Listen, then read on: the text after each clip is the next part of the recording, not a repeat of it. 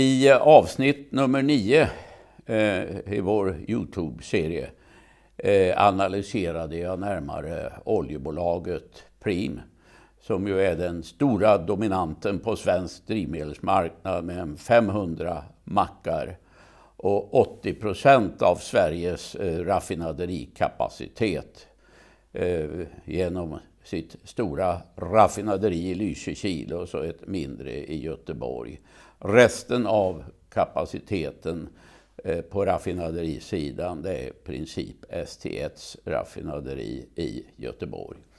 Vad jag tog upp var att Preem hade för avsikt att öka produktionen väsentligt uppe i Lysekil genom att öka input av råvaror från dagens 11,4 miljoner ton råolja till 13,9 miljoner ton råvara in i raffinaderiet. Och det här skulle ju leda till att bolagets utsläpp av fossil koldioxid till luften dubblades från dagens 1,7 miljoner årston till 3,4 miljoner årston. Och det här har prövats av Mark- och miljödomstolen som har gett tillstånd till den ökade verksamheten.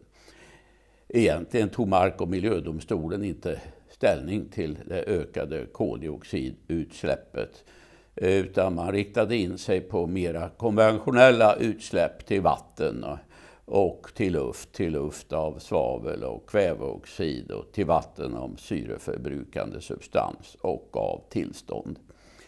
Det här tillståndet har överklagats till Mark- och miljööverdomstolen av en del miljövänner kan vi säga.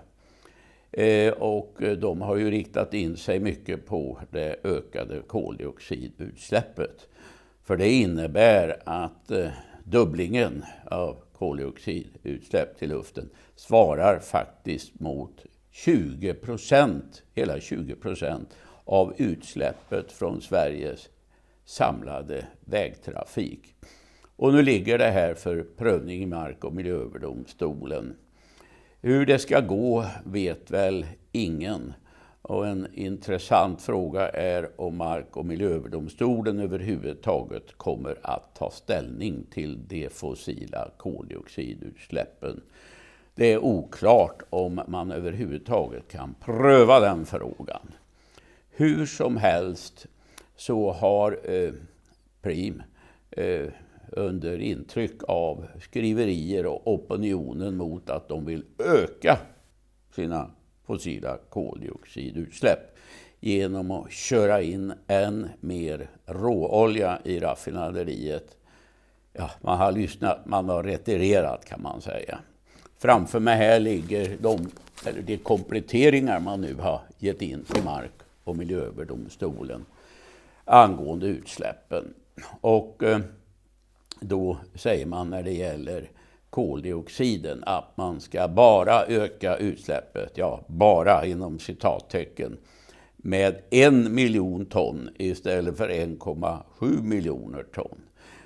Det innebär att man kommer att gå från 1,7 miljoner ton till 2,7 miljoner årston.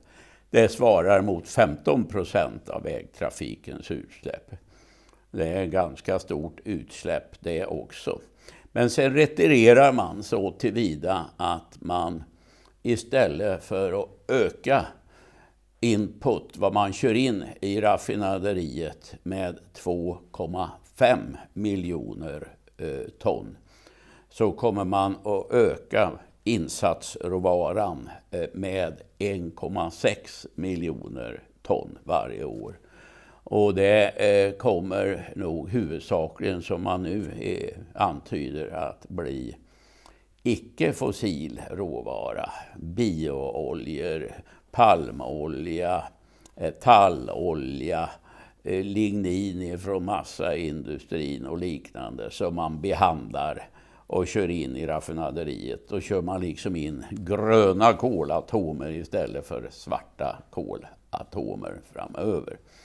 Men det innebär likväl att den övervägande delen av produktionen kommer att domineras av fossila drivmedel.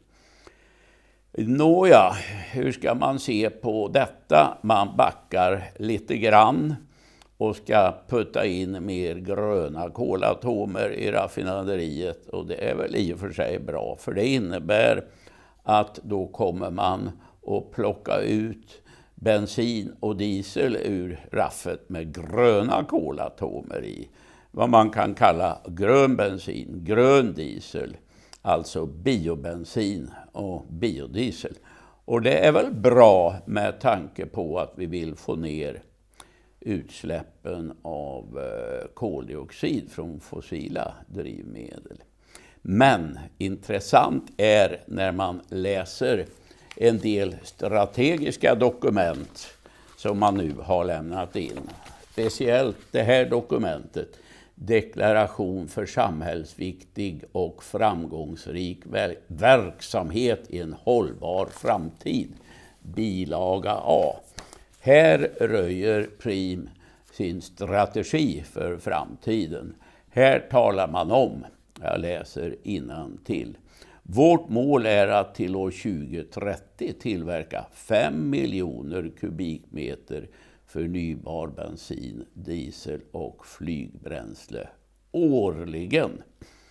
Det är alltså på sikt. Det här ingår inte i nuvarande ansökan och tillstånd att man ska nå upp i sådana volymer. Men det röjer strategin. Man ska alltså satsa betydligt framöver på produktion av biobensin och biodiesel. Märk väl, man har idag i Sverige 80% av raffinaderikapaciteten. Och ser vi framtiden an då med bränslesnålare fordon plus fler elbilar på vägarna, så innebär det att Preems strategi är att helt ta över den framtida drivmedelsmarknaden, det vill säga den framtida marknaden för biodrivmedel. För år 2030 ska det ju enligt statens planer inte få finnas fossila drivmedel på marknaden längre. Preem har alltså en strategi där man har för avsikt att skaffa sig monopol beträffande framtidens drivmedel i Sverige, det vill säga biodrivmedel. Men sen kommer man ju ha kvar en mycket stor produktion av fossila drivmedel, bensin och diesel, som kommer att dominera raffinaderiet i Lysekil. Den kommer man att exportera till utlandet, precis som en stor del av produktionen idag går till utlandet. Ja, vad innebär detta? Ja, vi får ut biobensin och biodiesel på marknaden. Men nu ska vi ha klart för oss att ur hälsosynpunkt är vare sig bensin eller diesel särskilt bra, vare sig det är gröna eller svarta kolatomer i dessa drivmedel. De är ju identiska i övrigt. På 80-talet, 88, publicerade jag tillsammans med amerikanske forskaren, biofysikern Arthur Templin, en bok som vi kallade Mord med statligt tillstånd. Där tittade vi på dödligheten i Sverige, speciellt i åldersgruppen 45 till 69 år, i landets olika regioner. Och då fann vi en betydande överdödlighet i storstadsområdena, Malmö, Göteborg, Stockholm, i de industriella storstäderna jämfört med resten av landet. Och där kunde vi härleda till luftföroreningar och i stor utsträckning just föroreningar från bilavgaser. Det här var ju innan vi hade katalytisk avgasrening i Sverige. Den här boken resulterade i mycket skriverier i svensk press. Jag har några klipp med mig här Här har vi Aftonbladet till exempel. Björn Gillberg i ny bok. Där sägs det 60 000 dör varje år för unga. Det var arbetsmiljö och yttre miljö. Och när det gällde luftföroreningar och den typen av föroreningar, här har vi Svenska Dagbladet, så slog man upp stort att där kanske det handlade om hela 18 000 svenskar som dog i förtid varje år. I stor utsträckning på grund av luftföroreningar.